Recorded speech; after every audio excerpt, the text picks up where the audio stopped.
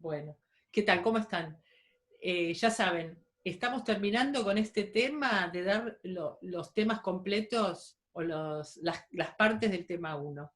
En esta parte vamos a comentar 5 casos ambientales, digamos, conflictos ambientales que tienen que ver con la atmósfera, la radiación, todo lo que estuvimos viendo.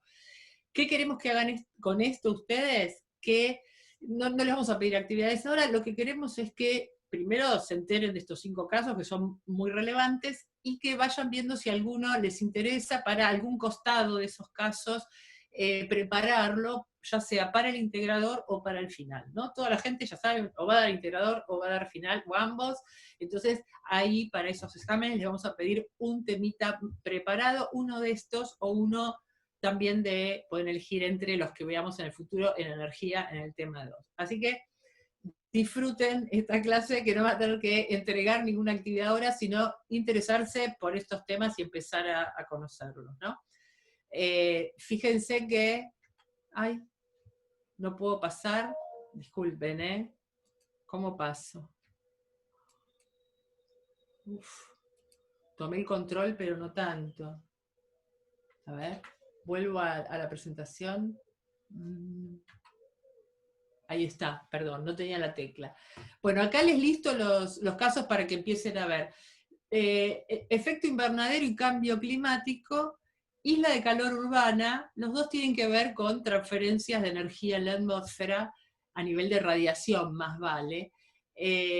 Contaminación con plomo por combustibles, aerosoles, tormentas de polvo e incendios forestales en particular, de todos los aerosoles que puede haber y fuentes de aerosoles, y contaminación con ondas electromagnéticas. Fíjense cómo todo tiene ingredientes que ya estuvimos viendo.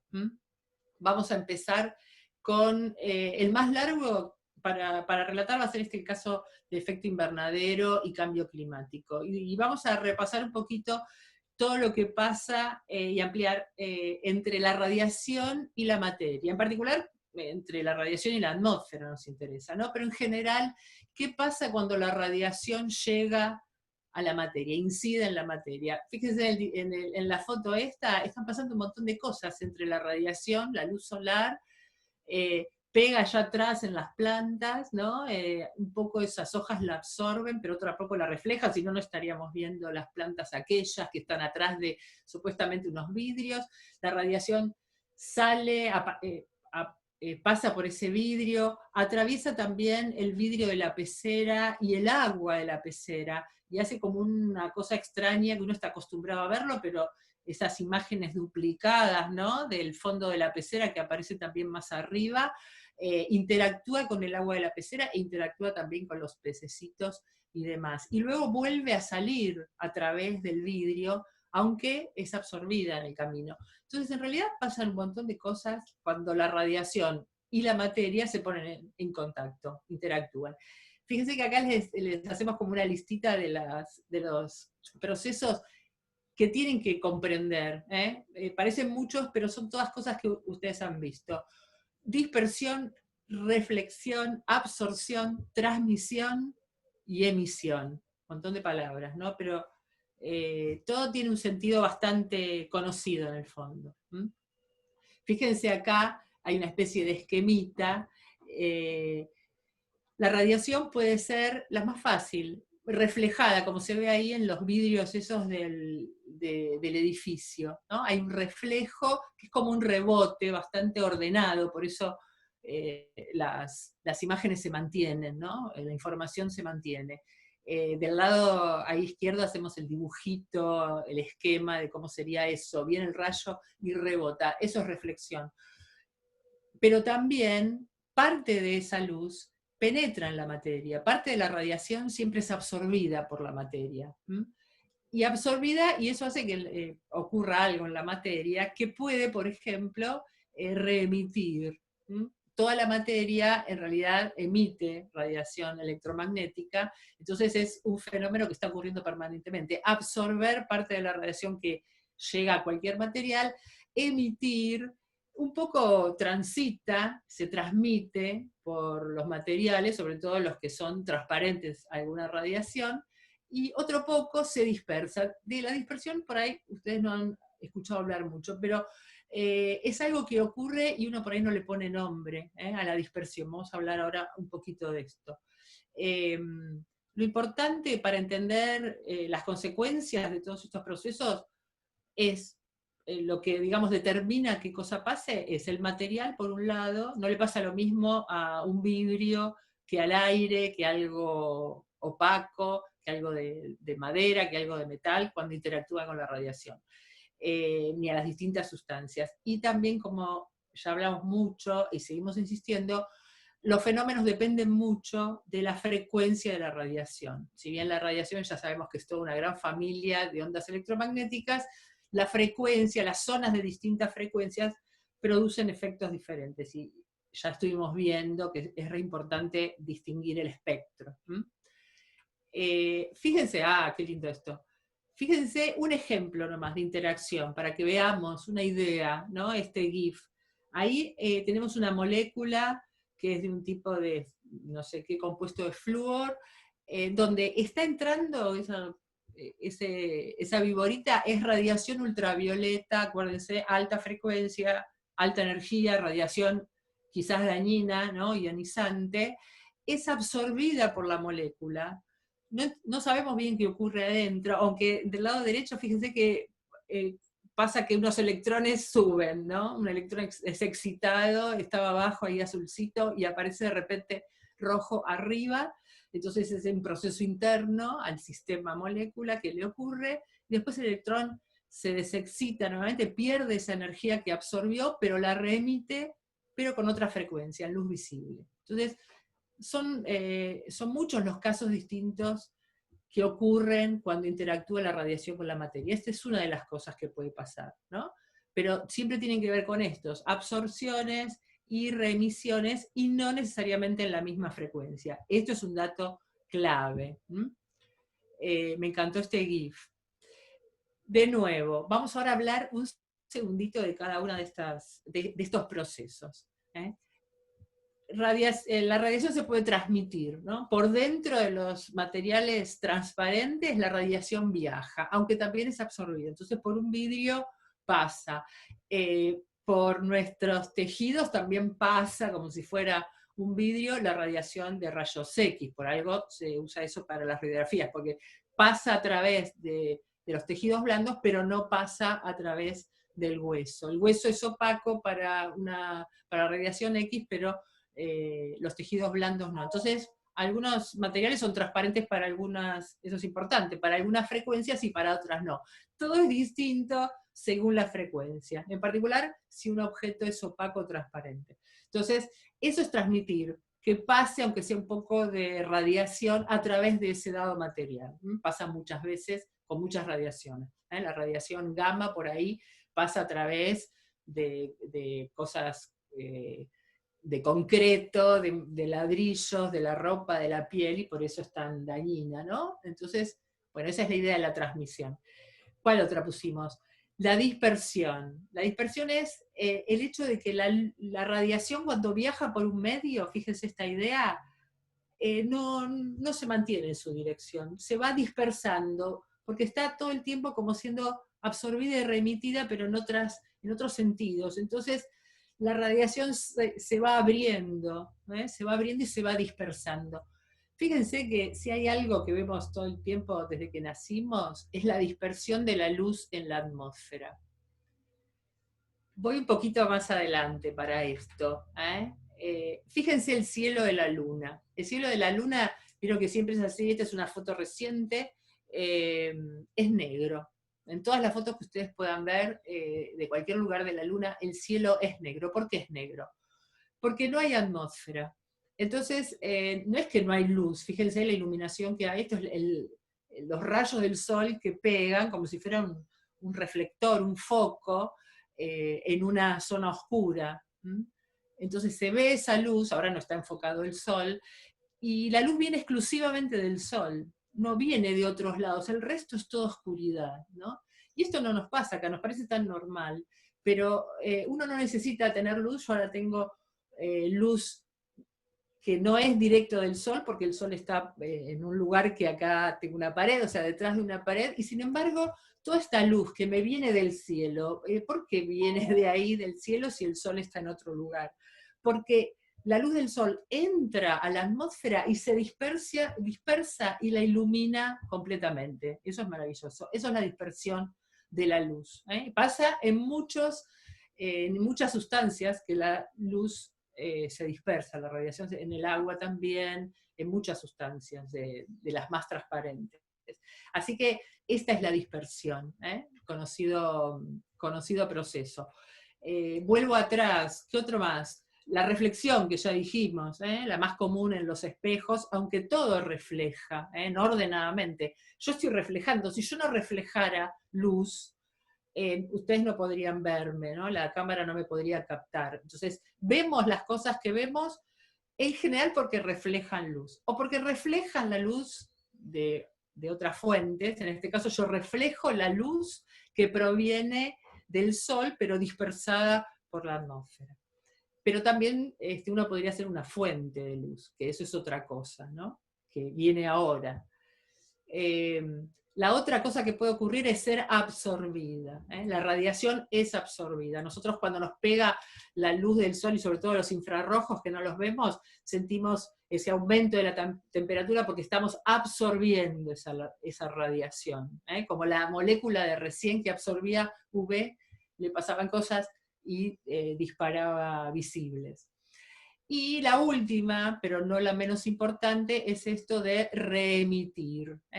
Uno puede emitir parte de lo que absorbió. También uno puede emitir su propia energía si tiene una fuente energética, como tenemos las personas, ¿no? Que tenemos alimentos que vamos degradando, entonces nosotros también podemos emitir nuestro propio infrarrojo, ¿no? Pero además se puede reemitir lo que uno absorbe, como ocurrió en esa molécula que veíamos recién. Y esto es clave, esto de la reemisión, de absorber una longitud de onda o un tipo de radiación y reemitir en otra frecuencia. Esto cambia todo. Ahí tenemos les dejamos estos ejemplitos para que se vayan acostumbrando, ¿no? Viene la luz del Sol, ya saben, cuando hay un grafiquito se tienen que quedar un ratito ahí mirando todo. Viene la luz del Sol, de la derecha, refleja un poco en el agua, en la superficie del agua, refleja, se dispersa por la atmósfera, penetra y se transmite a través del agua, y en el agua otra vez se hace una dispersión, rebota en otros lugares, es absorbida, tanto en la atmósfera en parte, y también en el agua. Bueno, esa idea, ¿no? La transmisión, la absorción, la dispersión, la reflexión y la emisión o la reemisión. Siguiendo, a ver, fíjense qué maravilla.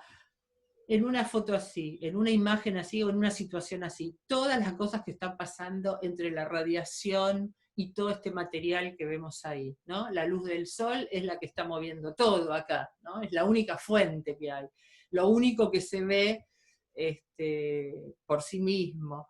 Entonces acá hay dispersión en la atmósfera, aunque también hay reflexión y absorción, porque los gases absorben también parte de esa energía, absorción en todas las superficies, absorción en las plantas, que lo utilizan de una manera muy astuta, además lo que absorben, reflexión en el agua, como se ve ahí claramente, transmisión en el agua y seguro absorción, y después, cosa que no vemos, mucha emisión infrarroja, que esa la cámara esta no la toma, entonces también un aviso.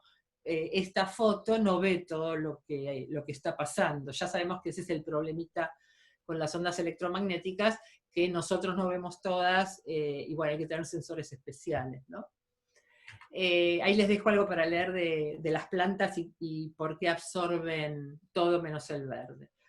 Otro dibujo, pero que ya nos orienta a entender el tema del efecto invernadero relacionado con la radiación y la atmósfera, ¿no? Decíamos, acá vemos de nuevo otra vez, el Sol manda su radiación, una parte atraviesa, otra parte se refleja arriba en el techo de la atmósfera, por decirlo así, otras partes se reflejan en la Tierra, otra parte es absorbida por la tierra, el suelo, y acá viene el tema, es que parte de esa energía que el suelo absorbió, y también el gas que hay en la atmósfera, es reemitida, pero con otra frecuencia, con frecuencias de la banda del infrarrojo. ¿Y qué problema hay con eso? Bueno, que justamente esas frecuencias de la banda del infrarrojo no salen fácil a través de la atmósfera, por un tipo de gas o unos tipos de moléculas de gases que hay allí. Entonces, si fuera que la Tierra emite también en visible, esa radiación saldría a través de la atmósfera, pero como reemite en infrarrojo, cambió la frecuencia, es una frecuencia que algunos gases la absorben mucho. Son cuestiones íntimas, digamos, de los niveles moleculares y la relación con la radiación. Pero eso es lo que ocurre. No vamos a entrar en esos detalles.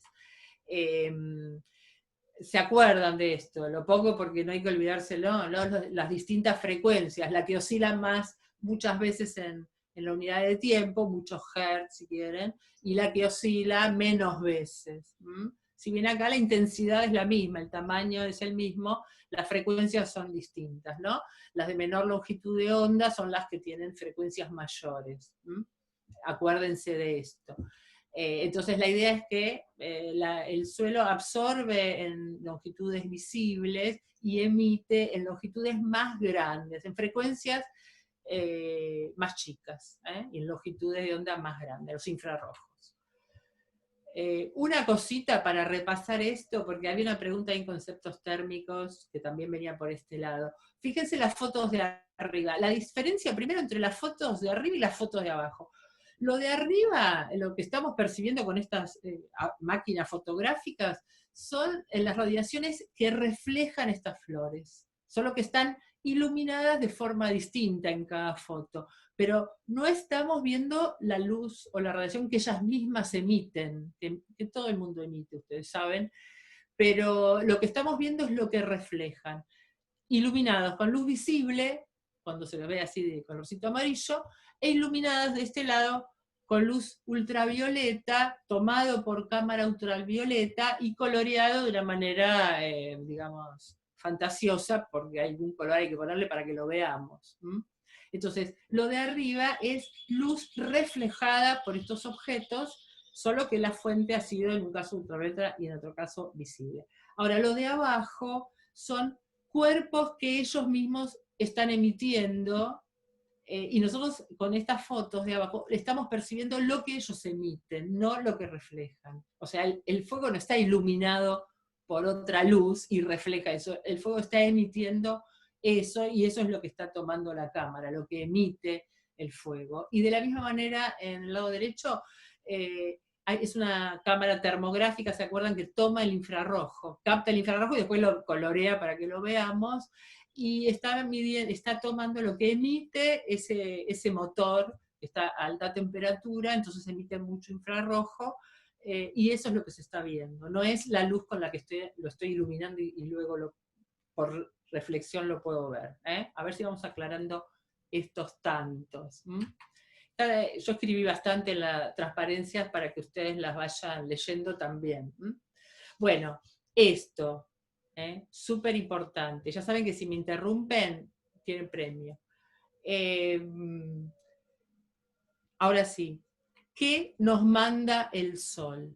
¿Qué radiaciones electromagnéticas nos manda el Sol? Muy importante tener una idea de las frecuencias, los colores, diríamos, por decirlo de alguna manera, que nos manda, y cuánto de cada uno. Pues no es mismo decir, y nos manda rojo, azul, amarillo, verde, bueno, pero nos manda quizás más de uno que de otro, y es efectivamente así. Les pido que acá presten atención, traten de no ver el resto, a lo naranja, a toda la superficie que está pintada y la línea del límite de lo naranja. Estoy pasando el mouse, espero que se vea. Eso, lo demás no existe, eso me va mostrando, fíjense en el eje vertical, la intensidad, si es mucho o poca en energía, eso es intensidad, no hace intensidad, ya vamos a ver esas unidades en la parte de energía, el watt sobre metro cuadrado y qué sé yo, pero como vamos viendo, es cuánta energía viene montado en, y abajo qué dice, el eje de abajo, en cada longitud de onda, en cada, si quieren, frecuencia, pero acá se ordena por longitud de onda, en cada tipo de luz, en cada color, si vamos al caso, y ahí fíjense que también se los colorió para que veamos. ¿Qué se ve acá? Acuérdense, en los gráficos hay que parar un buen rato. Esta transparencia, esta diapositiva está llena de números y de unidades, así que nos encantaría que se queden un buen rato para interpretar todo esto. Entonces, ¿qué vemos acá en lo naranja? Que hay un pico acá arriba, ¿y eso qué quiere decir? Que de esta, voy para abajo, de esta longitud de onda, donde le toca el pico, hay una energía tremenda que está llegando, más de 2000 watts sobre metro cuadrado de ese color, que es un verdecito, una cosa así, que es lo que más llega del Sol. Después ya para los costados empieza a disminuir la intensidad, o sea, hay menos amarillito, menos rojito de un lado y menos azul y violeta en cantidad de energía, y cada vez menos, menos UV, pero hay de lo que nos manda el Sol, y de repente no hay más nada, ondas más energéticas que las UV prácticamente no hay, por suerte, que nos vienen del Sol. O sea, más allá estaría rayos X, rayos gamma, ¿no? Pero fíjense que lo naranja termina ahí en la zona UV. Y todavía sigue una zona UV para allá, que por suerte el Sol no nos envía. Y del otro lado también, cada vez viene menos energía montada en esas longitudes de onda, pero viene, ¿no? En infrarrojo. Fíjense todo lo infrarrojo que hay, ¿no? Un montonazo. Ah, mi cursor por ahí no se veía, ¿no? Fíjense lo naranja. Cada vez trae menos el sol infrarrojo, pero trae todo un sector de infrarrojo larguísimo, ¿no? Fíjense, desde los 700 y pico de nanómetros, donde se termina el color rojo, digamos, hasta los, sí, hay 2250, no sé cuántos nanómetros. El mundo infrarrojo es muy largo, es muy grande, no como el mundo visible. Bueno, el Sol manda mucho infrarrojo también. Mucho visible y mucho infrarrojo, que lo pusimos ahí al lado, no está mal que eso lo recuerden. Un 45% de la energía que llega del Sol viene montado en visible, pero hay un 45% más o menos que no lo vemos, pero sí lo sentimos, que son ondas infrarrojas, invisibles, y un cachito muy pequeño, un porcentaje muy pequeño de UV, un 9% como mucho, de ultravioleta. Eso igual cambia según las nubes y demás. Pero esa sería la idea. Mucho visible, la misma cantidad infrarroja y un pequeño porcentaje UV que ya bastante problemas nos puede traer. Siguiendo con esto es lo que nos llega del Sol, miramos nada más. A ver, ¿no me da bola para pasar? ¿O tarda? ¿Sabés qué? Me parece que me dice a mí, a la espera de que Rosana controle su pantalla, mi pantalla. Ah, yo la estaba controlando. ¿Y vos la podés pasar? Porque por ahí si yo perdí el A ver, control. ahí yo la puedo pasar. Ah, bueno, dale. Sí, Dale. acá me dice, puede controlar la pantalla de Paula. Sin embargo, ahora en la próxima probamos de nuevo. Dale. Fíjense que este dibujo es de nuevo el mismo, más o menos. El amarillo era lo que era antes naranja. Eh, y ahora lo que nos concentramos es lo siguiente. Viene esa radiación solar, que ya sabemos cómo está compuesta, que si la estrella fuera distinta, nos mandaría otra cosa, o sea, no es todo lo mismo, pero nuestro Sol nos manda ese espectro.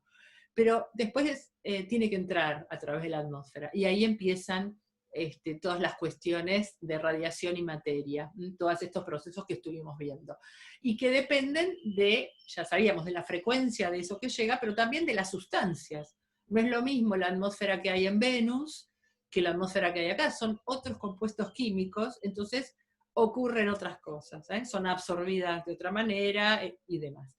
Entonces, ahora me gustaría que miren, ahí me parece que aparece el cursor de Paula, lo rojo ahora, toda esa superficie pintada de rojo, porque eso que quedó es lo que llega después de pasar por toda la atmósfera, lo que llega a nivel del mar, digamos.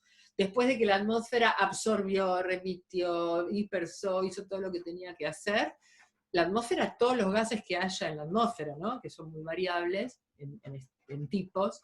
Bueno, se van, fíjense, esos picos como amarillos que se han comido la parte roja, son lugares donde hubo absorción, o sea, longitudes de onda que fueron bastante comidas, lo que llega a nivel al nivel del mar, de algunas de esas longitudes de onda, es muy poquito o nada incluso, cuando ya directamente toca el eje de abajo. Y ahí en este gráfico se pone, no sé si lo ven, algunas fórmulas de moléculas que están en la atmósfera, ¿no? El ozono, el oxígeno, el agua como vapor, el dióxido de carbono, ¿no? ¿Por qué están en esos lugares? Porque nos está indicando que esas moléculas de gases son las responsables de que esa parte que llegaba, la parte amarilla, que todavía que nos está mandando el sol, no llegue a la superficie. Están absorbidas, son comidas por esos distintos gases. Entonces, fíjense cómo el vapor de agua se come varias bandas de infrarroja. Hay varias radiaciones infrarrojas que le pegan muy bien al vapor de agua y el vapor de agua las absorbe. Otras no, otras las deja pasar. Así es la vida de la radiación y la materia. Algunas frecuencias, cierta materia la absorbe y algunas frecuencias las deja pasar, ¿no? Son por cuestiones, digamos, cuánticas que ocurren dentro de las moléculas y de los átomos. La realidad es esta, no importan los detalles de la física, sino que ustedes entiendan que las distintas sustancias absorben distintas frecuencias. Entonces, todas esas no llegan, y bueno, no es ni bueno ni malo, son absorbidas por el agua. Lo que sí es bueno, fíjense, es que el ozono, ahí bien a la izquierda, es responsable de comerse un cachito que puede parecer poquito, pero un poquito de longitudes de onda UV. Fíjense que ahí hay unas líneas, ¿no?, punteadas verticales que separan hasta donde hay UV, lo que es visible y lo que es infrarrojo. Entonces, UV llega, porque el ozono no se puede absorber todo lo UV. Fíjense que hay un cachito ahí de rojo todavía dentro de la zona UV que llega. Pero el ozono absorbe, de ahí la importancia de la capa de la alta atmósfera de ozono, absorbe una parte de UV que son justamente los que tienen más frecuencia, menor longitud de onda, y son los peores UV, los UV más dañinos. Entonces, bueno, gracias al ozono, mientras sigue en su lugar, que absorbe eso.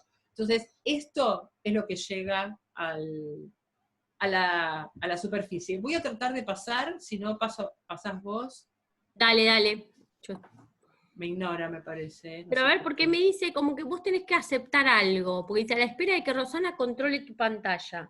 Como que... Pido de nuevo, A ver, dale. Me dice, perdón que estemos hablando de esto, pero renunciar al derecho de control remoto. Voy a renunciar y después hacer... Dale, me lo pedís de vuelta. Y ahora te lo pido de vuelta. Se debe haber desenganchado. Solicitar de nuevo. Aprobar. Ahora me dice que puedo. Otra vez, a ver. Lo intento. Tarda, Ahora que pongo pausa. Si no, manejalo vos, Paula. Porque me dice que puedo controlar, pero no lo hago. La grabación. Ya está. Bueno, y acá, fíjese, otro gráfico que hay que parar. Parece un lío esto. No interesa tanto los numeritos, sino los procesos, ¿no? Seguir cada rayito. Es todo lo que dijimos hasta ahora y lo podemos volver a mirar, ¿no? El sol manda esos rayitos amarillos y fíjense cómo uno va directo a que lo absorba el ozono estratosférico, el de arriba de todo, el cortito. Qué bueno, el buen ozono que absorbe un poco la parte UV sobre todo, ¿no? Entonces estamos hablando de lo mismo, solo que sin tanto detalle de la frecuencia. Después hay otros que se reflejan en todos lados y se dispersan, como dice por ahí, en esa medio nubecita celeste, medio que aparece así. Otros se reflejan en las nubes, pero también son absorbidas por las nubes. Toda la radiación por donde pasa es absorbida. Entonces las nubes absorben y los gases de la atmósfera también, como dice ahí, el polvo atmosférico absorbe, todo absorbe una parte. después sigue un poco y refleja en la superficie, ¿no? Pero también a la superficie, como decía, llega esa difusa, como dice ahí, que es la que viene dispersada, que viene, la luz que viene de todos lados del cielo. Así que no es tampoco muy loco esto que nos muestra. Y después dice, pega ahí y parte es absorbida. Acá mucho no se ve lo de abajo, pero después en el PDF que ustedes tienen se ve bien. Lo que dice ahí abajo es que en la parte verdecita del suelo la radiación es absorbida por la Tierra, parte de la que llega finalmente, ¿no? Que viene pasando, dispersada, reflejada por las nubes, bueno, pega en el suelo y parte es absorbida y parte es reflejada. Del otro lado, del lado derecho, tenemos como las salidas de energía, ¿no? Que eso está bueno, ver la entrada, como habíamos visto, ¿no? En los sistemas. Entra esa energía solar, pero también sale, y sale de varias maneras, se va.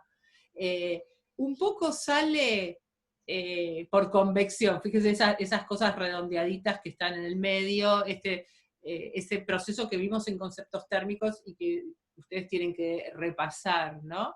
Se va un poco de energía cargada en el aire caliente que va haciendo ese movimiento de flotar porque se hace menos denso. La parte al lado, pero para la izquierda, esto también es interesante, otra cosa de conceptos térmicos. Como se evapora agua del suelo, eso se lleva energía también. Eso es energía que se va. Acuérdense, la evaporación es energía que se va, aparte que se va materia, pero se va materia que se lleva energía porque se hace gas. Por eso transpiramos, para que el agua esa que nos sale se vaya siendo gas y se lleve esa energía, se lleve ese calor. Bueno, lo mismo hace la Tierra. Entonces, un poco de energía se va en el agua que se evapora. Y lo más interesante para el efecto invernadero es lo que está más a la derecha, que es la radiación que reemite la Tierra. La Tierra absorbe lo visible y un poco del otro también, levanta su temperatura y emite, pero emite en infrarrojo, otra vez decimos, se cambia la frecuencia y ese infrarrojo ya es más difícil que salga. Si hubiera sido visible, sale, pero el infrarrojo le cuesta salir y ahí se queda enredada en la atmósfera esa energía, ¿no? Y fíjense el naranjita, que me encanta porque da como esperanza, que es, hay parte del infrarrojo que sí sale, hay ventanas, hay ciertas longitudes de onda. Acuérdense que el infrarrojo es una familia muy grande, entonces, bueno, parte del infrarrojo que sí sale, pero hay un montón de bandas del infrarrojo que son absorbidas por estos gases que se llaman de efecto invernadero. Seguimos con la que sigue. Estabas vos, bueno, fíjense, un repasito de esta idea. El Sol, fíjense, más o menos lo que habíamos visto, así medio a grosso modo, un dibujo un poquito más sencillo que antes, emite poco ultravioleta, mayormente entre visible e infrarrojo. Pero la radiación, están en el mismo eje de longitudes de onda, emite, fíjense el pico que tiene en toda una zona infrarroja, que se dice bien lejana, de onda más larga todavía que la que nos llega del Sol. Y esa es la que cuesta que salga. Radiación infrarroja, pero no la misma que la del Sol. Mucho de longitud mucho más larga. Así que vamos a ver la próxima. Estamos intensificando siempre lo mismo, ¿no? ¿Seguimos, Paula? Y esto para reafirmar esto otra vez, van viendo si quieren cada cosa, está en inglés, llega la radiación solar, un poco refleja, un poco se transmite, un poco se absorbe, pero lo peor es cuando, que no es tan mal porque gracias a eso la temperatura es más o menos agradable, pero cuando llega a la Tierra es remitida en otra frecuencia y eso queda atrapado, ¿no? Ya lo dijimos, gracias a esos gases. Ahí tienen una simulación ahí abajo, que espero que la puedan ver, del efecto invernadero. Después nos cuentan, porque hay que tener un Java, no sé qué, con algunos sistemas se puede ver y otros no. Nos interesaría saber si la pueden mirar y la pudieron usar, ¿no? Seguimos un cachito. Este es un invernadero usado como invernadero, ¿no? Eso de ya lo sabemos, cuando dejamos una habitación cerrada, pero con los vidrios, con las ventanas de manera que le entre el sol a través, no las ventanas abiertas, sino que entre a través de los vidrios el sol, ya sabemos, pasa esto que estamos diciendo, entra la luz visible, lo de adentro levanta su temperatura y reemite el infrarrojo, otra vez. Y ya el vidrio, eso no lo dije, el vidrio es muy parecido en su efecto con la radiación, a estos gases. No deja pasar el infrarrojo. Entonces, por eso se calientan tanto estos lugares en los que entra radiación. Por eso es importante sombrear las ventanas cuando uno no quiere este efecto y aprovecharlo cuando uno quiere, ¿no? Como se ve en la que sigue, Por el ejemplo, efecto invernadero se usa un montón, ¿no? un, un ejemplo que les quería decir, otro ejemplo, ¿no? Perdón. Que es el Sí. de cuando dejamos el auto, ¿no? Un auto al sol, ¿no? Y después, y pasa esto, ¿no? Funciona como un invernadero. Sí, que si tienen un termómetro y un auto, estaría bueno que lo midan. Yo medí una vez en mi auto, dejado ahí en la UNLU, y llegó a más de 50 grados adentro. O sea, no es una cosa menor, ¿no? Es una diferencia que puede ser de 15 grados o más respecto de la afuera. Y eso debería darnos a pensar, ¿por qué afuera hace tanto menos temperatura que adentro, ¿no? ¿Cuál es la diferencia? ¿Por qué ocurre eso? Bueno, porque el vidrio retiene esa emisión interna que hay. Es el mismo mecanismo, lo mismo que en los colectores solares, ya que le mostramos, que aprovechan este mecanismo, ¿no? Tan sencillo. El agua va por ahí, se hace como, ¿no? Son como contenedores de vidrio, como si fueran pequeños cabinas de auto, donde por el vidrio entra la radiación y calienta al agua que hay adentro. Y listo, ¿no? Y con eso uno tiene agua caliente a grandes temperaturas, con un sistema pasivo, ¿no? Sin gastar ningún tipo de energía. Así que es otra utilidad del efecto invernadero. Claro, una cosita más, ¿no? Dime. Que bueno, que así como el vidrio es para el auto, ¿no? O para el auto, o para una casa, o para un invernadero artificial, es la atmósfera, ¿no? La atmósfera sería como el vidrio de la Tierra, ¿no? Exacto. Por eso es que si no tuviéramos atmósfera, no tendríamos la temperatura promedio que tenemos para la vida, ¿no?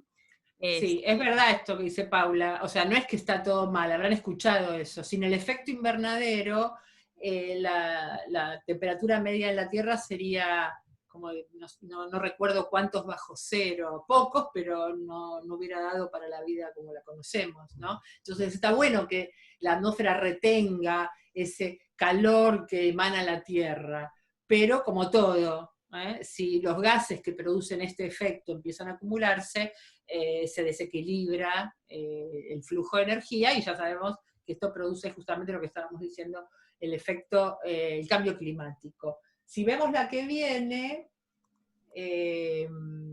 ahí vamos comentando, después lo miran también con detalle, el tema de quiénes son, como decía Paula, bueno, el vidrio sería la atmósfera, pero no cualquier parte. Con el oxígeno no hay problemas, hay un montón de gases que no producen efecto invernadero. No es todo lo mismo. Los que sí, ya sabemos, los más preocupantes, el dióxido de carbono, el metano y otros más, pero los más, digamos, preocupantes y antropogénicos quizás sean estos dos. Acá hay una especie de esquema del efecto invernadero razonable, digamos, y el efecto invernadero desbocado y que produce el calentamiento global. En la siguiente, lo que vamos a ver es un gráfico, otra vez. Nos ponemos contentos que hay un gráfico donde se ve algo que sube y que baja, que sube y que baja, ¿no?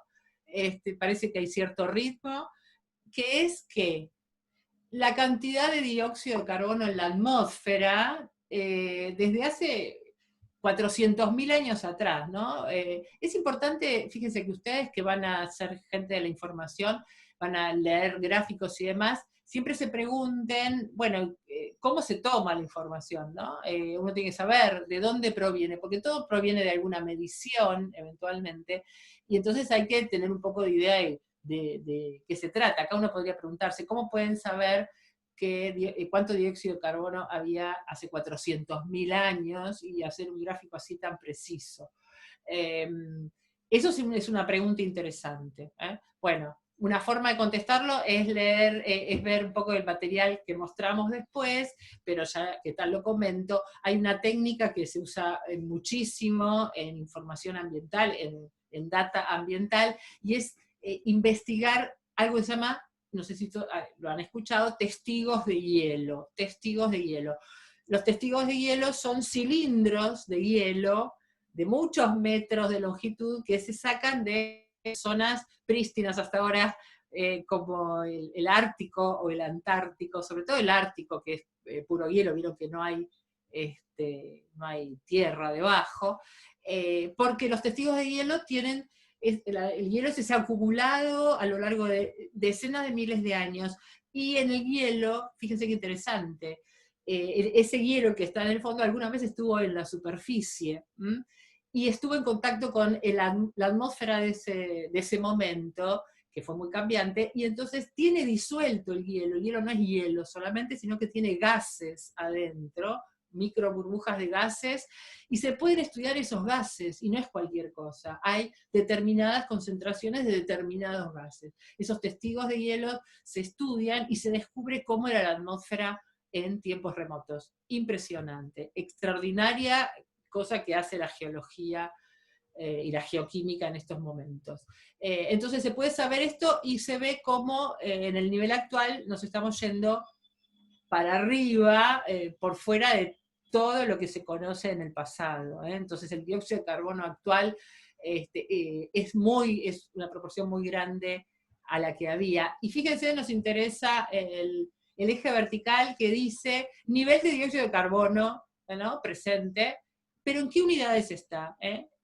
La pregunta que más nos gusta a nosotros hacer es ¿en qué unidades? ¿En qué unidades? Deme un número con unidades. Bueno, la unidad es partes por millón. No vamos a detener 30 segundos en esta unidad porque es una unidad súper usada en ambiental y en química en general. Partes por millón. Es como si uno dijera por ciento, pero en vez de decir por ciento, como las concentraciones tan pequeñas, dice por millón, no es más que eso. Solo que en vez de escribirse con los ceritos y la barrita, sería muy molesto, porque habría que poner una barrita con 6 ceros abajo, ¿no?, en vez de por ciento. Entonces ponemos así, lo llamamos partes por millón. Es 1 contra 1.000.000. Si yo digo que hay tantas partes por millón... No, perdóname. Sí.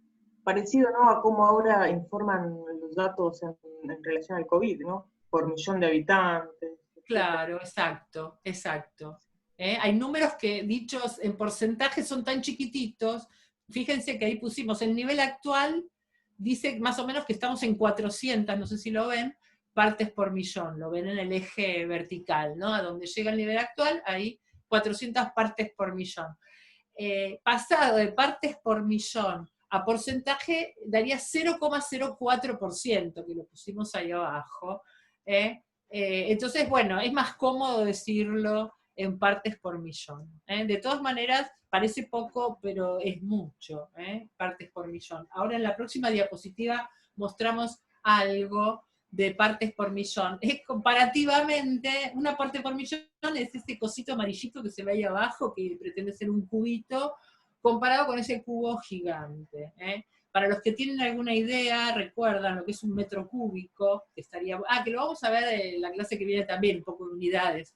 Pero un metro cúbico es un cubo de 1 metro por 1 metro por 1 metro, ¿no? Más o menos un tanque bastante grande. Bueno, una parte por millón de 1 metro cúbico sería 1 centímetro cúbico, que es un cubito de 1 centímetro por 1 centímetro por 1 centímetro. Así que no sé si es mucho o poco, porque si yo tengo un cubo de 1000 litros, que sería 1 metro cúbico, y le agrego un dadito, un cubito así de algo muy venenoso o algo así, yo no sé si no es muy grande como proporción. A lo que voy es que ninguna proporción es muy pequeña, depende de lo que estemos hablando, depende de lo que estemos hablando. Así que partes por millón parece chiquito, pero son muy grandes. De hecho, en la que sigue, que creo que ahí vemos, bueno, nada, las 400 o 350 partes por millón, comparativamente de que sería el dióxido de carbono. Pero me gusta más la que sigue todavía, porque hay muestras, ¿se acuerdan que habíamos visto esto en el video de Purgesat? Ahí están las 400 partes por millón del dióxido de carbono en rojito. Más que los carteles de las palabras, vean el rectángulo ese celeste y azulcito y todo, que son las distintas proporciones. Lo celeste es nitrógeno, lo azulcito es oxígeno, lo azul más oscuro es argón, ahí arriba, y el cuadradito, rectangulito ese rojo, son las 400 partes por millón de dióxido de carbono. Parece muy poco, y sin embargo, dosis muy pequeñas de algunas cosas son tremendamente dañinas. Esto dicho a nivel biológico también, y a nivel químico. En la que sigue, no me acuerdo qué había. Y ya para ir terminando este caso, los otros son más cortitos. Fíjense, acá mostramos cómo fue subiendo dos cosas a la vez, ¿no? Hay dos ejes verticales, la temperatura global y el dióxido de carbono. O sea, uno dice, uy, parece que fueran juntas, ¿no? Se dice, anoten esta palabra, están correlacionadas, dos cosas que van juntas, suben juntas, bajan juntas, están correlacionadas, lo cual no quiere decir que una sea causa de la otra.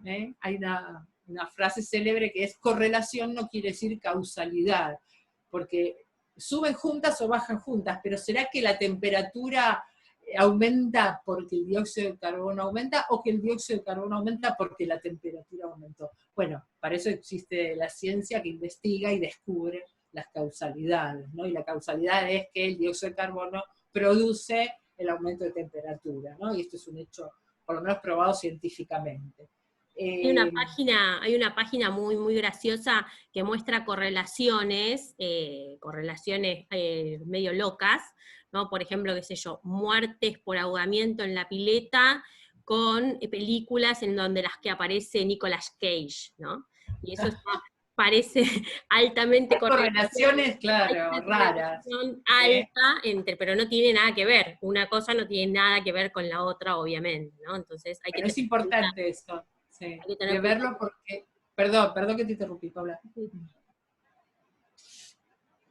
Muchas veces justamente hay cosas que se correlacionan y se quieren relacionar causalmente de forma forzada, digamos.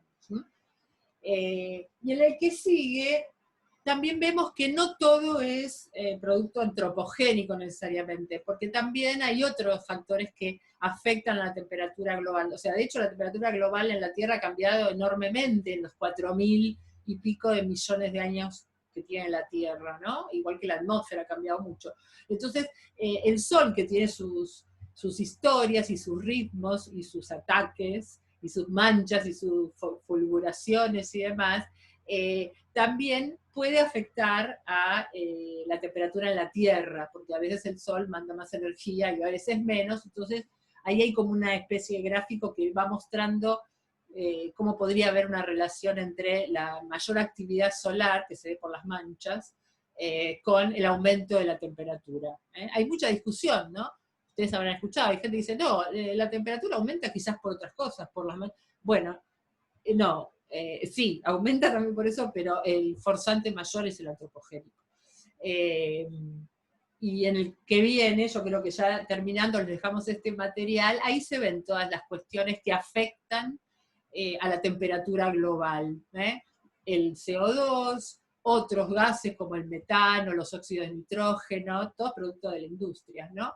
El ozono, el vapor de agua es también gas de efecto invernadero, que haya hollina en la nieve, los aerosoles en general, también la irradiación solar figura ahí, claro, si hay más irradiación o no. Algunos van en sentido de bajar, los que están abajo, lo azul es como que eso reduce la temperatura, ¿no? Si hay más nubes, puede reducir el aumento de la temperatura. Pero el componente neto antropogénico es esa columna que está allí y está a favor de aumentar la temperatura. Ese es el efecto más fuerte de todos los que hay. De esto no hay discusión. Bueno, y siguiendo, yo ya creo que acá terminamos, les dejamos el material. En cada tema les vamos a dejar material porque aspiramos a que se entusiasmen con algunos de ellos, y entonces usen esto, todos este rejunte que hay acá, especialmente recomendada la charla esta que está en el canal de YouTube de Inés Camilioni, que la dio este año con toda la data así última, porque ella está en el panel de cambio climático, así que tiene la data así total y absoluta de lo que está pasando. Es una gran meteoróloga argentina, así que les súper recomiendo esta charla porque no van a tener mejor información y más, de forma más amigable que en esta charla. Y yo creo que con esto ya terminamos el tema. Algunas preguntitas, bueno, eso lo dejamos para, si van a hacer un trabajillo sobre se copan con cambio climático, bueno, acá tienen algunas preguntas para que los guíen, ¿no? en el trabajo. Siguiendo, vamos al segundo tema, este hay que pasarlo, que es isla de calor urbana. ¿Qué tiene que ver? Porque otra vez es una especie de contaminación térmica de la atmósfera. ¿Qué se llama isla de calor urbana? Bueno, es un fenómeno que viene ocurriendo cada vez más, podemos seguir con las diapositivas, que ustedes lo verán, estos monstruos de cemento que son las ciudades, ¿no? Cada vez más. Ciudades pequeñas como Luján o como ciudades de la zona están tendiendo a tener estos aspectos de edificios altos en la parte central. Esto está produciendo un fenómeno que acá se ve un poquito, que son, ese grafiquito es la temperatura a nivel de suelo, no es que es temperatura por arriba del edificio, ¿no? Que no nos engañe el gráfico. Lo que está mostrando el gráfico es cómo está dispersa, cómo está planteada esta ciudad, y cómo la temperatura, repito, medida a nivel del piso se toma por norma, no lo recuerdo, pero bueno, 1 metro de altura, algo por el estilo, en las distintas posiciones, en las zonas residenciales, en las zonas rurales y en el centro. Fíjense la diferencia de temperatura que hay en este día. Esto es para un día en particular, no ocurre siempre igual. Todos los que viven en ciudades lo vendrán sufriendo, como en ciertos días, en ciertos momentos, la temperatura de los centros urbanos es notablemente más alta que la de las zonas semirurales y rurales, ¿no? Entonces seguimos. A esto se le llama isla de calor urbana porque ya es una cuestión que empieza a ocurrir y empieza a ser aguda en muchas ciudades. La clave, o sea, la causa absoluta de esto, primera, digamos, o más importante, es la construcción. La construcción de ese tipo de edificación, la que estamos habituados, con ese tipo de material, ¿no? Esa es la clave de todo. Entonces, cuanto más edificación hay así, más extendida, más grandes son los centros de las ciudades, más altos son los edificios, más pavimento hay, más notable va a ser este efecto. Así que eso está claro. Acá tenemos otro gráfico parecido. Ustedes vean como en la zona ahí del Parque del Río, fíjense que ahí están los edificios, y hay acá a la derecha un río, por suerte, como podría tener Luján, y ahí baja notablemente la temperatura. Y en la zona, obviamente, de los edificios altos es donde es más alta. La diferencia es de algunos grados, 4 grados, 5 grados, 6 grados. Quien investigue esto nos va a contar bien los casos extremos. Y uno dice, pero bueno, 4 o 5 grados, ¿es mucho, es poco? Es un montón, es un montón. En porcentaje, de repente, con respecto a alguna temperatura, ¿no? Entre tener 25 grados y tener 30 grados. No es que cambie y bueno, ese día me pongo una remerita. Es algo bastante grave y lo vamos a ir viendo ahora en las próximas diapositivas que nos va a mostrar Paula. En esta yo les capturé una parte de este dossier que está en figura ahí como material, La atmósfera, de también Inés Camilioni y Carolina Vera, donde habla de este tema en particular, de lo diferente que es en general la atmósfera en las ciudades respecto de las zonas rurales. Repito, la atmósfera de las ciudades es muy distinta respecto de las atmósferas de las zonas rurales, y en muchos diversos aspectos, porque los contaminantes que hay ahí producen reacciones químicas. Hay una que es muy tremenda en las zonas industriales, que es la de producir, esto está escrito ahí, ozono por reacción química en la atmósfera baja. Que uno dice, pero el ozono no era bueno, no queríamos como es la capa de ozono allá arriba. El ozono es bueno allá, muy alto en la atmósfera, pero el ozono es tóxico. Entonces, a nivel de troposfera, acá donde estamos nosotros, no es bueno. Y hay muchos procesos industriales que mandan ciertos químicos a la atmósfera que generan ozono a nivel de suelo, digamos. Eso es problemático. Sigamos un poquito. Entonces, la atmósfera ya de por sí es diferente. Captura y absorbe en forma diferente. Forma más nubes en las ciudades, la atmósfera. Hay más aerosoles. Encima, bueno, dijimos, la construcción es lo peor. El pavimento, acá muestran de un artículo 3 zonas diferentes de pavimento. Uno que quiere tener un pavimento bien profundo para que no se rompa, ¿no? Al poco tiempo. Bueno, eso trae mucha acumulación. Otra vez, la radiación que llega del sol se absorbe, no solo la absorbe la atmósfera, la absorben los materiales. Y hay materiales que absorben más y hay materiales que absorben menos. Los materiales de construcción típicos, el cemento, el hormigón, el pavimento, el asfalto, absorben muchísimo, muchísimo. Por eso después uno los toca cuando les está pegando el sol y tiene una temperatura terrible. Absorben muchísimo y luego lo devuelven a toda esa energía cuando va bajando el sol, haciendo que las ciudades no se puedan refrigerar nunca, porque ahí empiezan las paredes y los pisos y los edificios a alargar toda esa energía. Ahora, no solo, volvamos al de recién, ahí están las causas, esto es cortito. Urbanización feroz, esa es lo peor.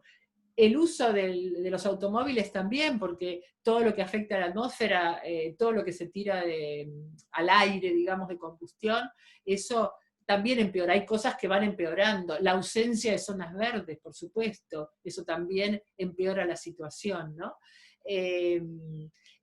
No solo la masa de edificios que absorbe, sino que por la forma, por la geometría, impiden el paso del aire. Las ciudades están hechas de cualquier manera y no se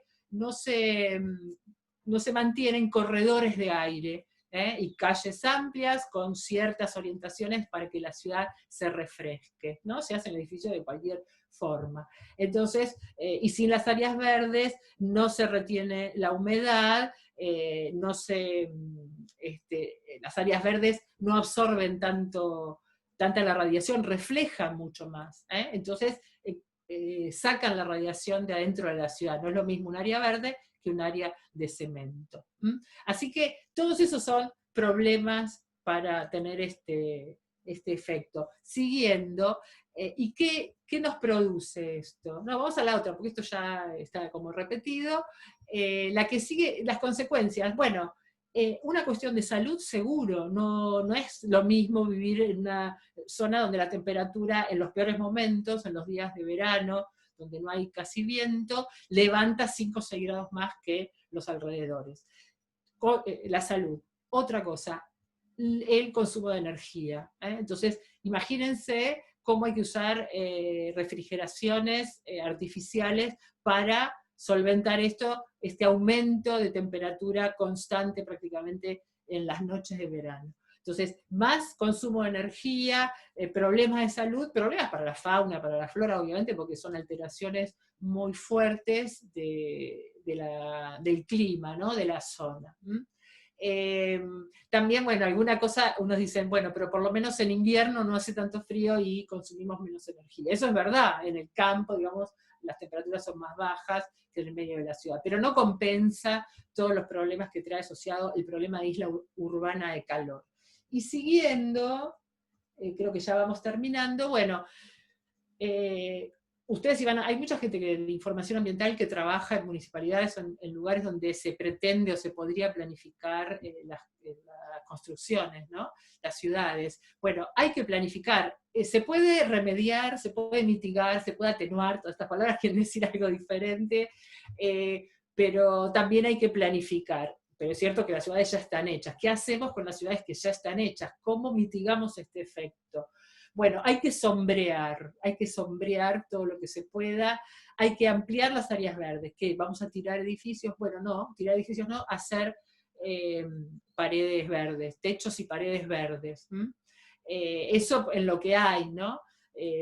Mejorar las superficies para que sean más reflectivas, obviamente tratar de que haya menos tránsito, que en los centros, en los microcentros, no haya tantos automóviles, ampliar las áreas verdes siempre que se pueda, y como en la que sigue, mejorar también las fachadas. Fíjense en esa foto de una ciudad, debe ser de Europa, de esos lugares griegos, o qué sé yo, que hace mucho calor, las fachadas son blancas, son reflectivas, tratan de reflejar más. Si uno la pudiera hacer de espejos, la haría de espejos para que refleje más, pero bueno, no hacer paredes de espejos sería muy costoso. Entonces se pintan de blanco. Entonces fachadas verdes o fachadas blancas, la verdad que sirven para por lo menos refrescar.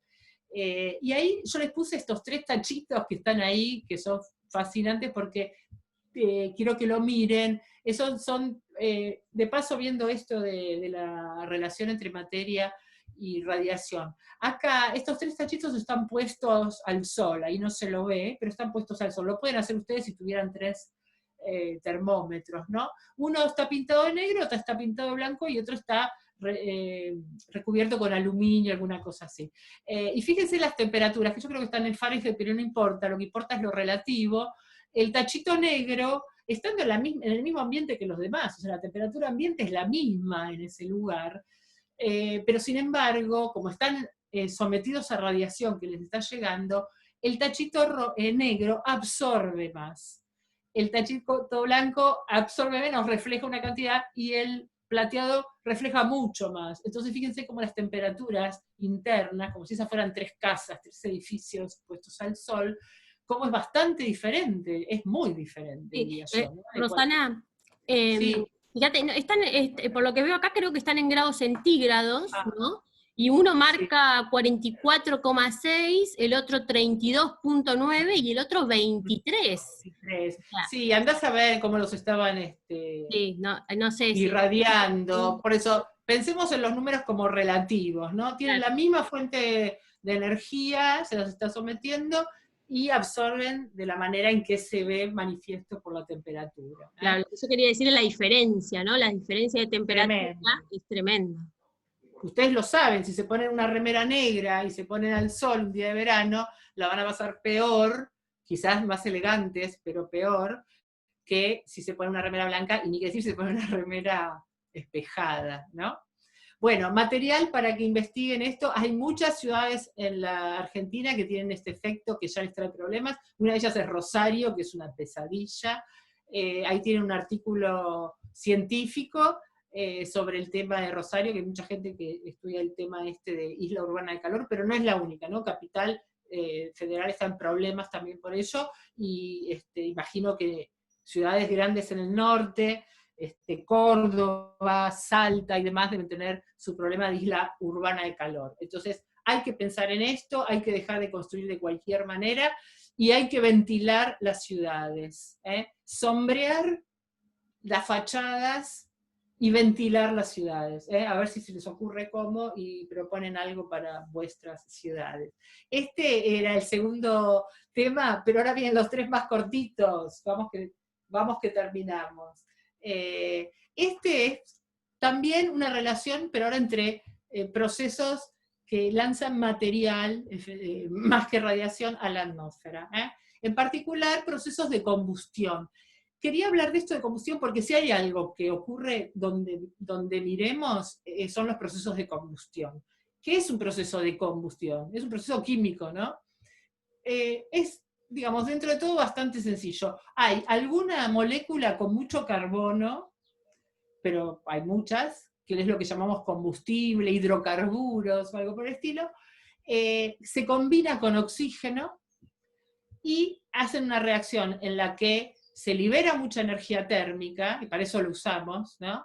Las combustiones, mucho lo usamos para eso, pero se rearman las moléculas. Eso es lo que pasa en una reacción química, ¿no? Los átomos no se desarman, pero los átomos de carbono se sueltan y se juntan de otra manera con átomos de oxígeno, y la cuestión es que sale lo que ya sabemos, dióxido de carbono, gas de efecto invernadero, y un poco de agua sale de las combustiones en forma de vapor, por eso no es que sale agua, así chorros de agua, ¿no? Pasa vapor de agua a la atmósfera. Esto ocurre en las combustiones, y si hay, ya les digo, combustiones hay por doquier, en particular adentro de los motores, de los automotores habituales que nosotros usamos, ¿no? Los autos, los colectivos, todo lo que no es eléctrico, que no tiene un motor eléctrico, usa este fenómeno de la combustión. También lo usamos para cocinar, no solo para el transporte.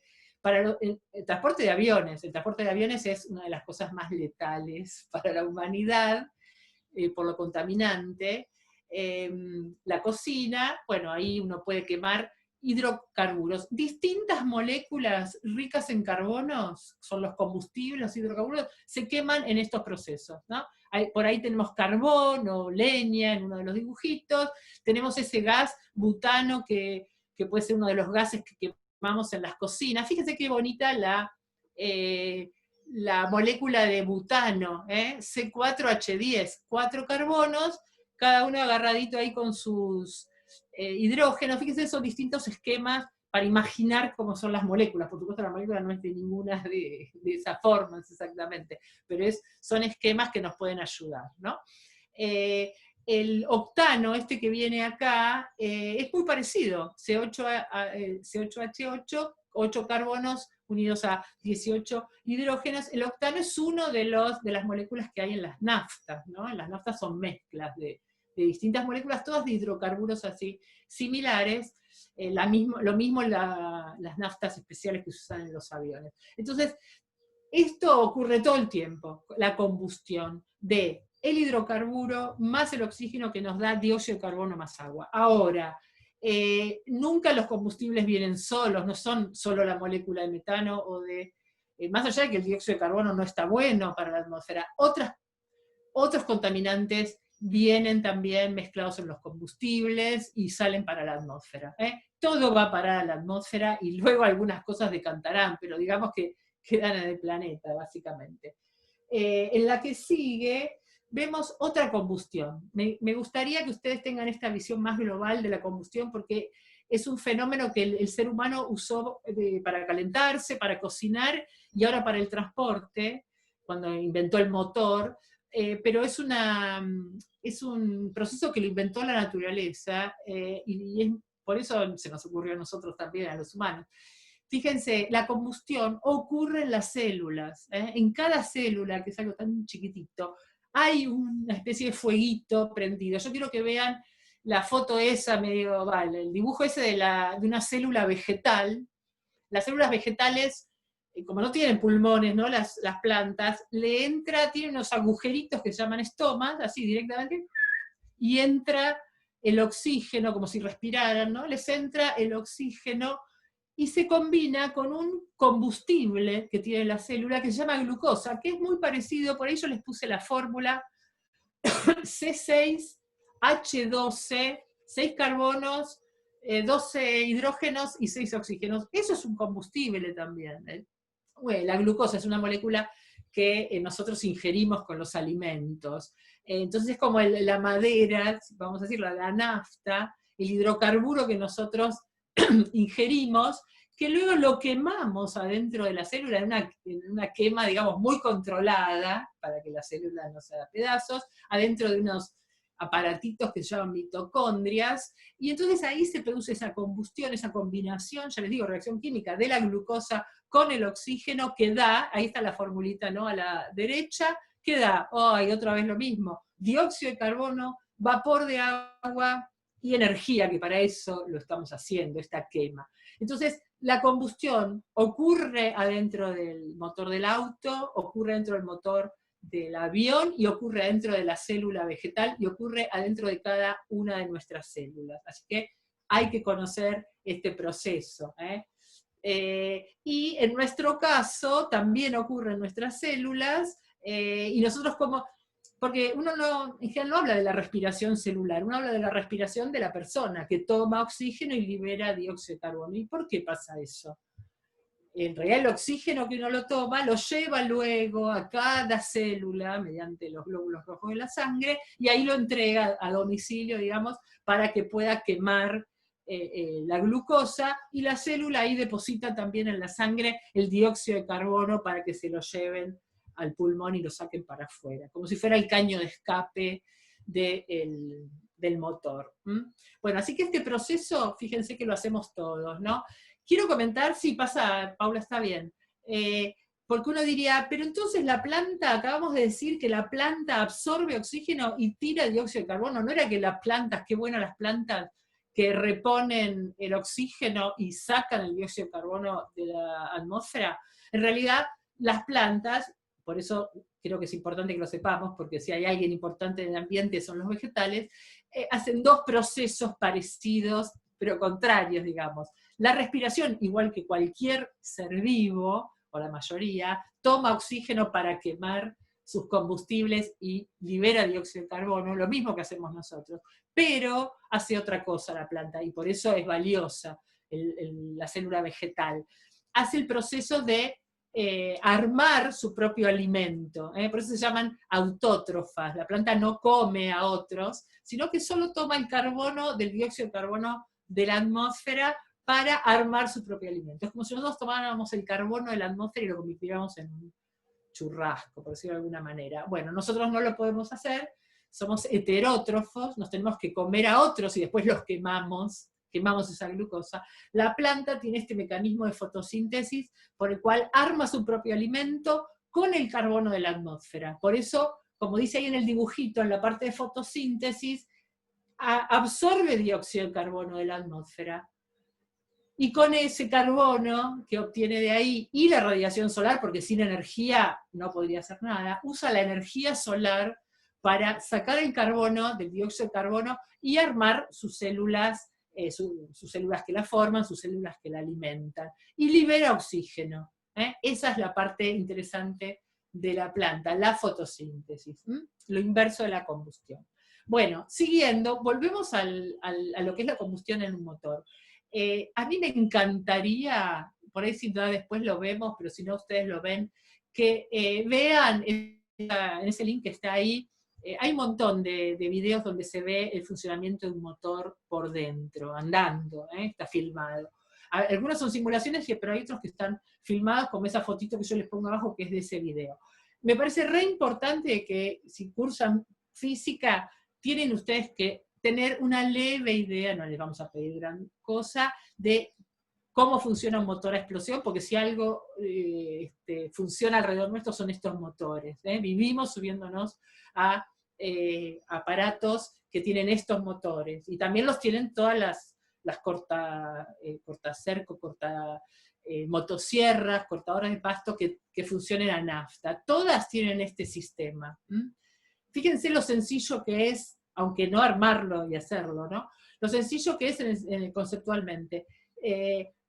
¿Cómo usan la combustión estos motores? Se enciende el combustible, la nafta, se enciende adentro de unos cilindritos, que se llaman cilindros justamente, se hace fuego ahí, se prende eso, y se usa esa explosión y esa energía que libera esa combustión, no para cocinar algo o para calentar algo, sino para que empuje una tapa del cilindro, pero de una manera tan bien fabricada todo esto, que ese empujón a la tapa del cilindro se transmite por el árbol de levas y demás, unas cuestiones mecánicas, a un empujoncito en las ruedas del auto. Es sencillamente eso. O sea, el ser humano, no nosotros, gente que vivió hace algunos años, pudo desarrollar una ingeniería tan controlada, que se puede ir prendiendo fuego, chorritos de nafta que entran al cilindro con un ritmo muy particular, todo muy medido,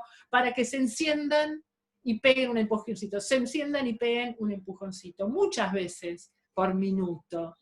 Todo muy, muy controlado, maravillosamente, por eso les pido por favor, sobre todo a la gente que no tiene mucha afinidad con los motores, porque hay otras personas que por ahí ya los vieron en funcionamiento, que vean ese video, porque no puede ser que desconozcamos un proceso así, una máquina así, que para bien o para mal mueve al mundo, hace esas combustiones adentro, prende fuego la nafta y empuja, pero también, acuérdense, tiene que sacar esos gases, tiene que sacar el vapor de agua, el dióxido de carbono que sale y todos los otros gases que salen, porque nunca la nafta tiene el hidrocarburo puro.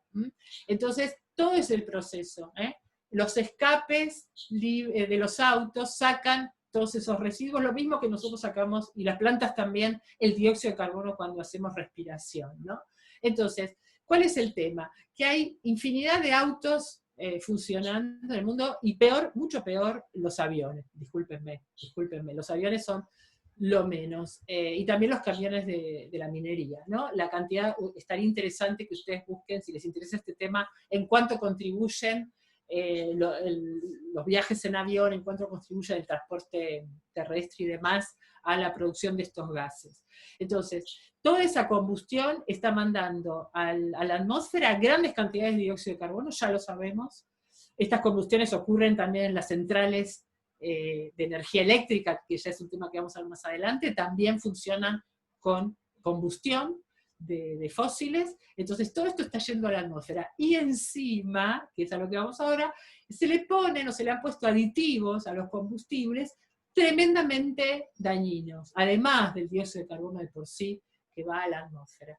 Entonces, esta historia, que a mí me gustaría que lean el material luego, que pusimos en el aula, es para mostrar lo que fue el contaminante tetraetilo de plomo, que ahí tienen la fórmula, miren, es lindo, ¿no?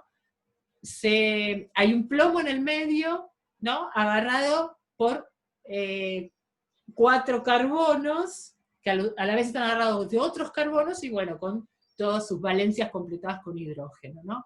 Esa molécula mejoraba el funcionamiento del motor, y en 1923 las empresas que hacían combustibles empezaron a producirlo. Por supuesto en esa época no se conocía exactamente qué podía... o sea, la intoxicación con plomo se conoce desde hace miles de años, porque el plomo se ha conocido para la humanidad y se ha trabajado desde hace mucho. Pero bueno, esta gente no le pasó mayor importancia. La cuestión es que hubo un científico, un geólogo, que por motivos de estudiar meteoritos, lo que vio es que todo se le contaminaba de plomo, que había una cantidad de plomo en la atmósfera, no podía creer.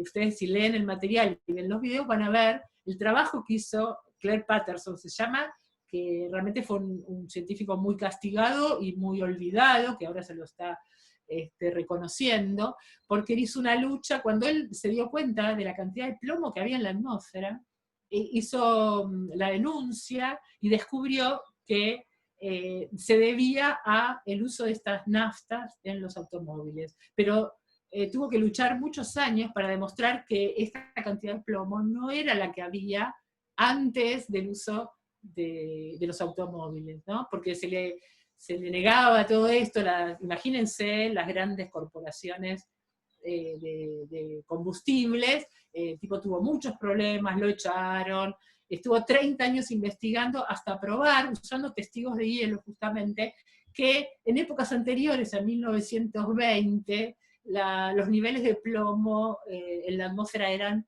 bajísimos, y de repente se fueron al diablo en unas pocas decenas de años.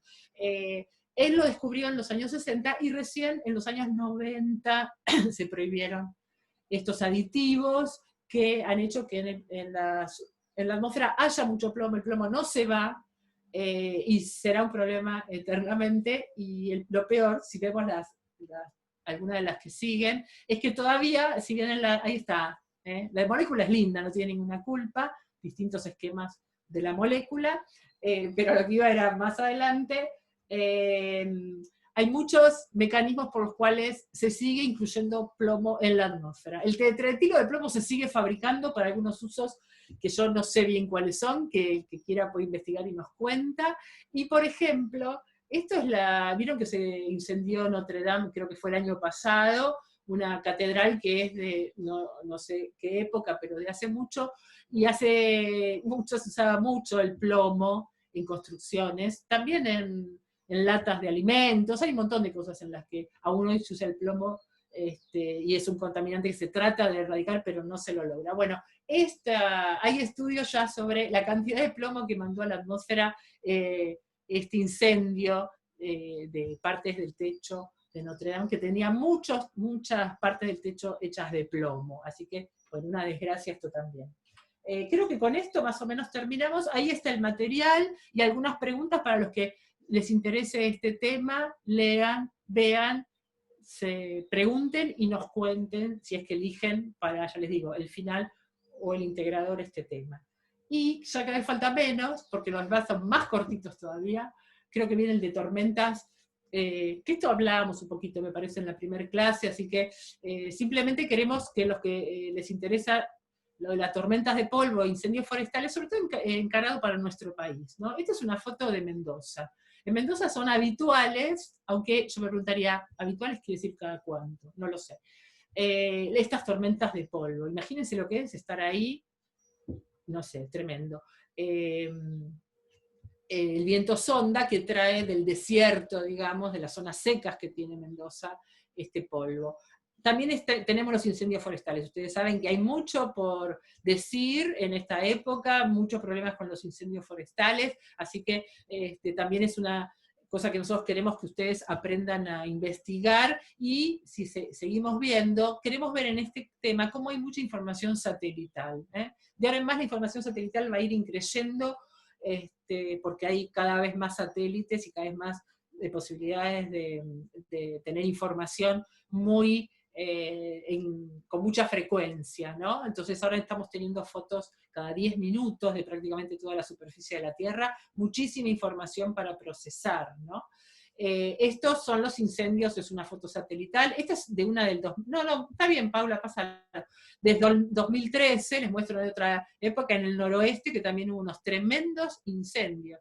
Entonces, ustedes ya saben, ¿no? Con lo satelital, y si no lo saben se enteran, información ambiental va pegado con lo satelital, porque ahí vemos todo, vemos la deforestación, vemos el uso del suelo, vemos los incendios, vemos el estado de la atmósfera, vemos los aerosoles, vemos la radiación solar, todo se puede ir, vemos la cantidad de agua que hay, o sea, procesando estas imágenes, que por ahí vemos la que sigue, no sé si hay otra más después.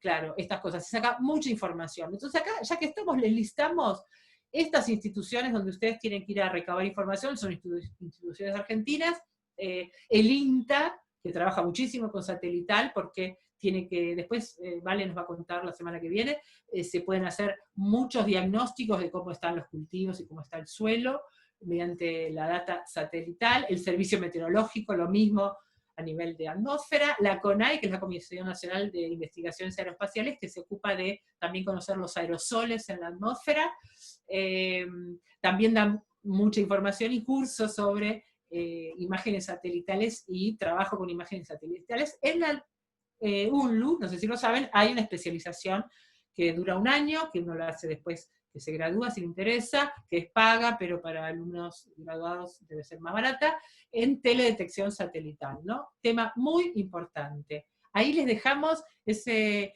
que está acá, no, pasalo, porque ahí lo puse más grande, este mapa del INTA de Córdoba, que tiene que ver con, fíjense, cada color son los focos de incendio que hubo en años pasados, desde los colores más claritos hasta el rojo en 2016, y no está lo actual todavía, ¿no? Entonces se van viendo las zonas que se fueron quemando en todos estos años sucesivos y cómo se van corriendo las zonas de incendio en los distintos lugares. Bueno, solo para mostrarles y para incentivarlos a que se vayan haciendo amigos de los datos satelitales, de las imágenes satelitales, de entender el mundo satelital. Y después, no sé si ya voy terminando, esto es CONAE, Comisión Nacional de Aeroespacial. Pronóstico de calidad de aire. Es una de las pocas instituciones que da información sobre la calidad de aire en la Argentina. Acá lo que me importa ver es, sobre todo, en el gráfico del medio, ese mapa más que el gráfico, fíjense que abajo dice que da la data sobre PM10. PM10 es una sigla que se usa mucho, entonces por eso me gustaría que la recuerden. Son partículas menores a 10 micrómetros, o sea, es un tamaño de partícula.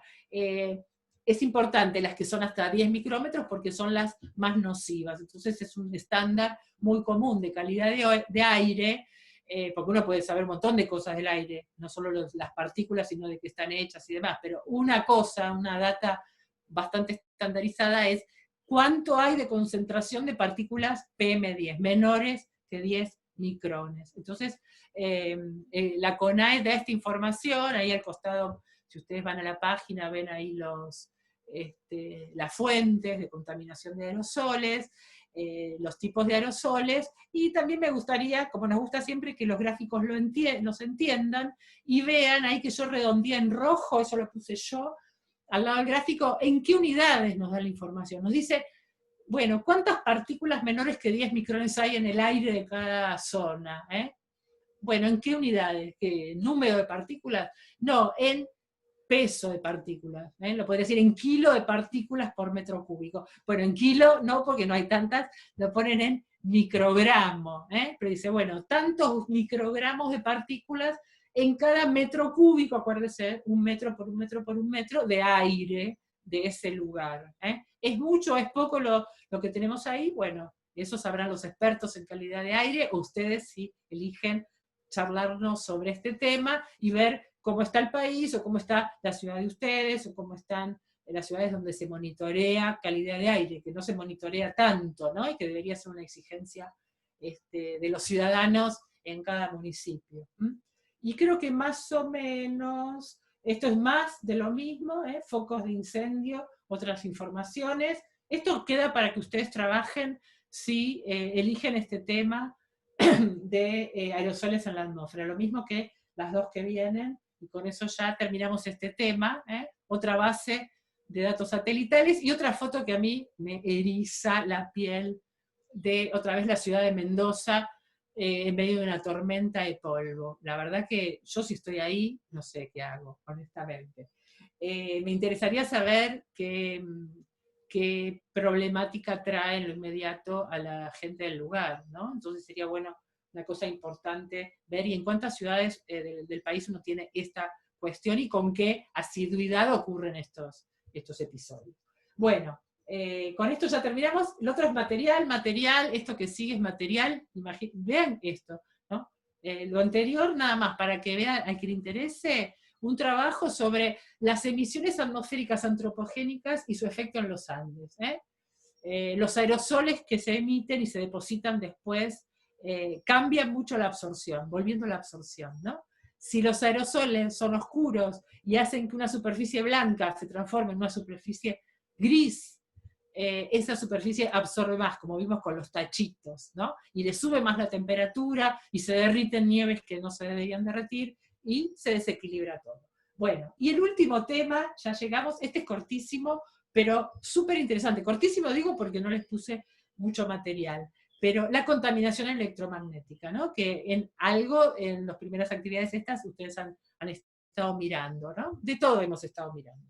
La idea de, ¿es contaminante la cantidad de radiación electromagnética artificial que nos rodea por los electrodomésticos? Bueno, hay que charlarlo esto un poco y saber lo que se dice que es falso, y lo que se sabe en forma contundente. Por eso a la persona que le interesa esto le damos un poco de material. Ya habíamos hablado que todos los celulares emiten, todos los mecanismos de telecomunicación, las radios, las antenas, de los distintos mecanismos que tenemos, y también todos los electrodomésticos, aunque no sean algo de comunicación, aunque no sean de comunicación, aunque sea una licuadora funcionando, por supuesto, emite ondas electromagnéticas. Ahora vamos a igual distinguir un poco las ondas por comunicación y las ondas de cualquier electrodoméstico, la aspiradora por estar andando.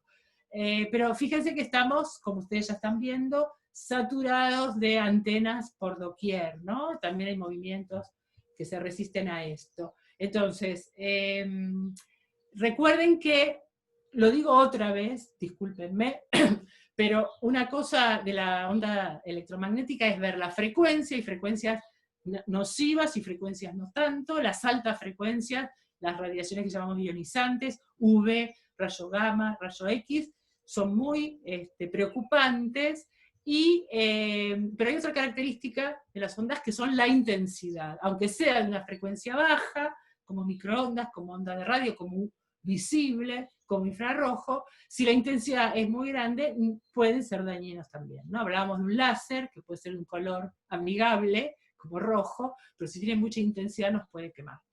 Entonces la distancia atenúa, entonces si uno está lejos de todas estas cosas, es un poquito mejor. Pero fíjense que estamos viendo dos cosas. Antes, en los anteriores vimos antenas de emisión. Y acá estamos viendo, estas no son antenas, es otra cosa. Torres de alta tensión, torres por donde van cables que llevan electricidad. Una cosa es comunicación, las antenas de celular o antenas de radio, y otra cosa es la red eléctrica. Ambos emiten ondas electromagnéticas, pero de muy distinta frecuencia, pero algunas pueden ser muy intensas. Las redes estas eléctricas emiten con una frecuencia de bajísima, 50 Hz. Fíjense que estábamos hablando de gigahertz, megahertz, ¿no? De las ondas de radio, las ondas visibles. Y acá estamos hablando de 50 Hz, bajísima frecuencia. Entonces, lo que pasa es que estas redes eléctricas a veces están muy cerca de los domicilios y tienen mucha intensidad, por más que sea una onda de 50 Hz, que digamos, se agita 50 veces por segundo, que es mucho, pero no son 50 millones de veces por segundo, están muy cerca de los domicilios y son muy intensas. Entonces, podrían ser perjudiciales. De hecho, hay reglamentación para que esto que vemos acá no pase. No se puede tener domicilio, pero existen. Entonces, bueno, un tema para que la gente de información ambiental estudie y vea qué peligrosidad tienen, cuáles son las distancias, porque tampoco es que entonces no va a haber redes de transmisión. Es como todo, si se cumple un protocolo razonable, está todo bien. Así que, tema importante. Y en el que sigue, creo que volvemos a hacer hincapié, bueno, ya les damos el material, en las ondas electromagnéticas de todo tipo, las de comunicaciones también, que tienen mucha mayor frecuencia, no tanto como radiación gamma, pero ya son algunos gigahertz, ¿no? Como vieron ustedes en las señales de celulares o de la radiación de los hornos microondas. Les súper recomiendo este material que está acá. Estas fotitos son del video de Kurgesat, del canal ese tan interesante, que dice podría dañarte tu teléfono móvil. Está muy explicado todo lo de radiación, es como un repasito de radiación electromagnética de las cosas que ya vimos, son 10 minutitos, donde repasamos todo de una manera bastante amigable, como son estos tipos de Kurgesat, y terminan con el tema concreto de si realmente son dañinas o no, o qué se sabe hasta ahora, ¿no? Es un tema que se sigue investigando, por eso me parece que es interesante que ustedes estén digamos, al tanto, porque no está todo dicho, y además, cada vez la intensidad de las microondas de comunicación va en aumento, entonces, es cierto que la microonda no es una radiación ionizante, pero esto está cada vez aumentando en intensidad, entonces, es necesario hacer estudios y a largo plazo, porque todo esto es muy nuevo, ¿no? No hace tanto que uno se la pasa con esto en la oreja, al lado del cuerpo y al lado en la mesita de luz y demás, ¿no? Y tanta gente, y desde muy joven, ¿no? Hay gente que ya a los 2 años empieza con el celular y bueno, todavía no se ve gente que haya estado 80 años usando el celular, no tenemos data de eso, ¿no? Creo que con esto más o menos terminé. Ah, sí, qué alegría. Bueno, disfrútenlo este tema, véanlo en familia, porque no les vamos a hacer ya las preguntas, sino queremos que ustedes elijan y se involucren, porque son temas todos con los que ustedes tienen que resonar. Ahora lo que podemos hacer es una pausita para que relajemos. Y espera que dejo de grabar. Claro, y hacemos